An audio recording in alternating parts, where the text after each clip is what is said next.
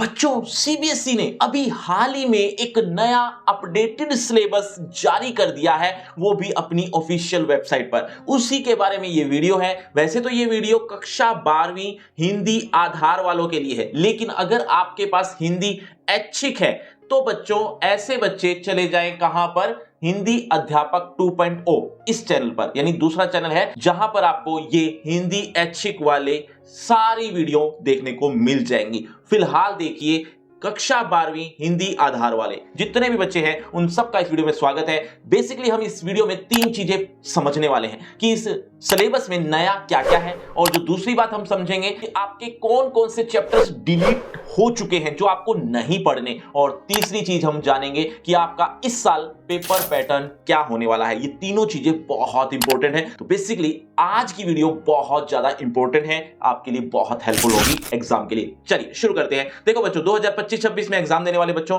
ध्यान से सुनो, 3 घंटे का एग्जाम होने वाला है। 80 मार्क्स का टोटल पेपर है। इसके अलावा इस पूरे पेपर में 3 खंड होने वाले हैं। चलिए आगे बढ़ते हैं, यानी पहले प्रश्न से शुरू करते हैं। देखो, पहला जो प्रश्न आने वाला है वो अपठित गद्यांश का आने वाला है और 10 मार्क्स का डिसाइडेड है। अब ये जो 10 अंक है थोड़े से ट्रिकी, थोड़े से आपको मुश्किल समझ में आएंगे। देखो मैं आसान तरीके से समझाता हूं। ये जो 10 मार्क्स है एक अपठित गद्यांश से रिलेटेड है। अपठित गद्यांश में एक पैराग्राफ आएगा, नीचे कुछ क्वेश्चंस होंगे। वो क्वेश्चंस किस तरह के होंगे ध्यान से समझो। इसमें 3 तो एमसीक्यू देखने को मिलेंगे जो 3 अंक के ही होंगे, ठीक है। जैसे यहां पर भी लिखा हुआ बहुविकल्पी प्रश्न, 1 अंक के 3 प्रश्न, ये बहुविकल्पी है यानी एमसीक्यू है। इसके अलावा ये टोटल अंक यहां लिखे हुए 3 अंक। अति लघुत्रात्मक प्रश्न भी होगा जो कि 1 होगा, और एक प्रश्न 1 अंक का होगा, तो यानी एक लघुत्रात्मक होगा तो ऑब्वियसली 1 ही अंक का है तो 1 ही नंबर हुए। इसी तरह से लघुत्रात्मक यानी शॉर्ट क्वेश्चन, ये तो हो गया वेरी शॉर्ट क्वेश्चन होगा, और ये हो गया शॉर्ट क्वेश्चन जो 2 अंक के होंगे, 3 प्रश्न होंगे। 2 into 3 यानी 6 अंक, यानी 2 गुना 3 इंटू 6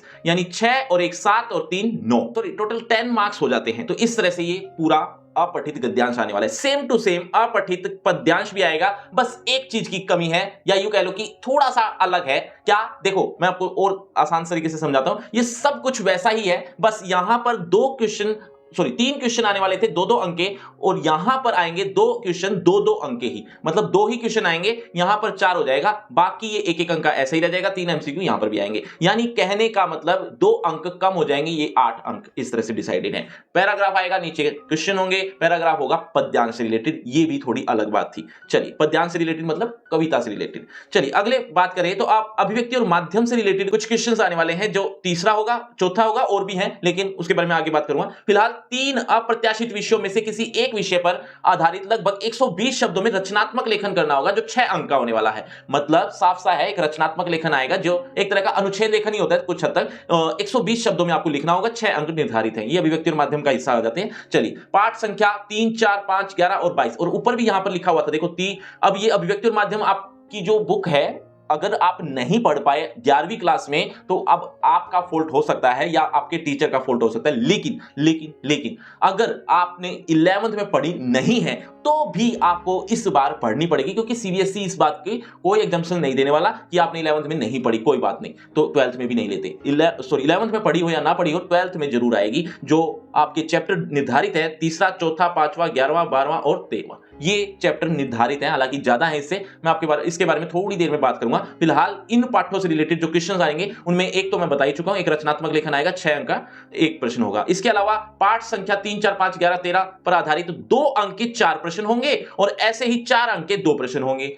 आपकी आसान भाषा में समझो तो मैं यहां लिख के दिखा देता हूं। देखो, ये जो नीचे प्रश्न लिखे गए हैं वो 2 अंक के 4 प्रश्न और 4 अंक के 2 प्रश्न, इस तरह से टोटल 8, टोटल अंक 16 हो जाते हैं, यहां पर लिख दिए गए हैं। आसान से समझ गए होंगे। चलिए आगे बढ़ता हूं। अब आ जाती है आपकी आरोह बुक और एक वितान, ठीक है। अब वितान और आरोह में पहले आरोह के बारे में बात करते हैं। एक पठित काव्यांश आएगा, यानी आपका आरोह की जो बुक है, इस बुक में जो जितनी भी कविताएं हैं उन कविताओं में से एक पैराग्राफ आ जाएगा, और नीचे 5 बहुविकल्पी प्रश्न होंगे, 1-1 अंक के होंगे। बहुविकल्पी मतलब एमसीक्यू, समझ आ गई। 5 अंक इस तरह से निर्धारित है। काव्यखंड पर आधारित 3 प्रश्नों, अब अगला जो प्रश्न है वो भी काव्यखंड पर आधारित है। 3 प्रश्नों में से किन्हीं 2 प्रश्नों को करना है, मतलब आएंगे 3, आपको करने 2 हैं, तो 2 प्रश्न करने हैं। कितने अंक के? 3-3 अंक के। 3 into 2 मतलब टोटल 6 मार्क्स डिसाइड हैं। चलिए अब काव्य खंड के बारे में और भी बात कर रहे हैं। अभी काव्य खंड पर आधारित 3 प्रश्नों में से किन्हीं 2 प्रश्नों के उत्तर लगभग 40 शब्दों में, मतलब ये जहां 60 शब्दों में आए थे अब की बार 40 शब्दों में आएंगे। कहने का मतलब जहां पहले 3 अंक के थे अब की बार वो 2 अंक के हैं। प्रश्न 2 ही है तो 2 into 2 = 4, 4 अंक यहां पर भी निर्धारित है। तो इस तरह से ये काव्य खंड पूरा हो जाता है। सेम टू सेम, मतलब कोई चेंजेस नहीं है, सब कुछ काव्य खंड जैसा ही गद्य खंड भी है, जिसमें ये जो 5वां 6वां 7वां प्रश्न काव्य खंड पर आधारित था, ठीक ऐसे ही 8वां 9वां और 10वां गद्य खंड पर आधारित है। सेम टू सेम चीजें हैं। जैसे यहां पर काव्य आया था, सॉरी पठित काव्यांश आया था, यहां पर पठित गद्यांश आएगा। ठीक है, गद्य खंड पे प्रश्न आए थे 3 into 2, ऐसे ही यहां पर 2 into 2 यहां पर भी है। चलिए इस तरह से ये 5 अंक 6 अंक और 4 अंक सेम टू सेम निर्धारित हैं।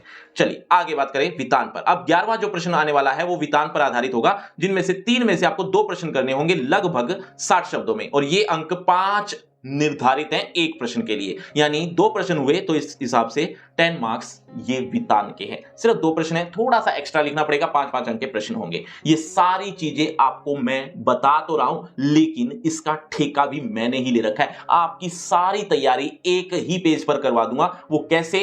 आप जाएंगे डिस्क्रिप्शन बॉक्स में, वहां पर एक लिंक मिलेगा ऊपर ही ऊपर, फ्री क्रैश कोर्स के नाम से। वहां पर आपको A to Z सिलेबस, ये जितने भी आपके प्रश्न दिख रहे हैं, इंपॉर्टेंट हैं, एक्सरसाइज हैं, चैप्टर्स की वीडियो है, सब कुछ एक ही पेज पर देखने को मिल जाएगा। आपको कहीं भी भटकने की जरूरत नहीं होगी, इसीलिए उस पेज को, उस फ्री क्रैश कोर्स को जरूर देख लेना। मैं बढ़ता हूं आगे। अब जो श्रवण और वाचन और परियोजना कार्य, यानी एक तरह की प्रैक्टिकल ही है हिंदी में भी, तो इसके लिए 20 अंक निर्धारित है, यानी 10 अंक प्लस 10 अंक 20 अंक, जो कि आपके स्कूल वाले निर्धारित करेंगे। इसमें बोर्ड का कोई योगदान नहीं होगा। जो इससे पहले हमने पढ़े, जो क्वेश्चन जाने, वो सब 80 मार्क्स के थे, जो कि आपका एग्जाम आने वाला है 3 घंटे का, ये आपके स्कूल से रिलेटेड था। इस तरह से 20 + 80 100 मार्क्स डिसाइड होते हैं।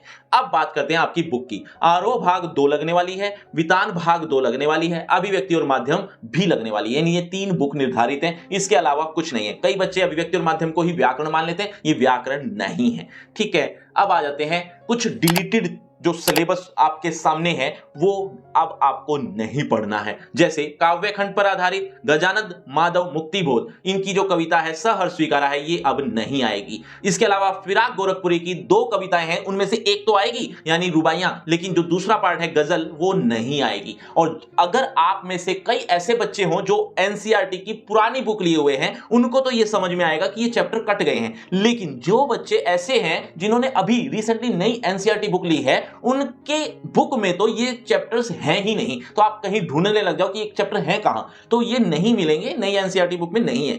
चलिए विष्णु खरे की 40 चैप्टर, यानी हम सब, ये पाठ भी नहीं आने वाला, नमक पाठ भी नहीं आने वाला, और जो वितान भाग 2 है वो एनी फ्रैंक का जो डायरी के पन्ने हैं वो भी नहीं आएगा। ठीक है, अब एक सबसे इंपॉर्टेंट बात, अभिव्यक्ति और माध्यम के, जो कि यहां पर लिखा ही नहीं है कि डिलीटेड हुए हैं या नहीं हुए, मैं आपको दिखाता हूं हुए हैं या नहीं हुए। देखो यहां पर है वो सारा खेल, ये देखो यहां लिखा हुआ है अभिव्यक्ति और माध्यम का जो आपका पोर्शन आने वाला है वो 3, 4, 5 और 11, 12, 13 इन पाठों से रिलेटेड ही आने वाला है। ये बात क्लियर मेंशन है। लेकिन इसके अलावा भी आपके +2 अभिव्यक्ति और माध्यम में चैप्टर्स देखने को मिलेंगे। कौन कौन से?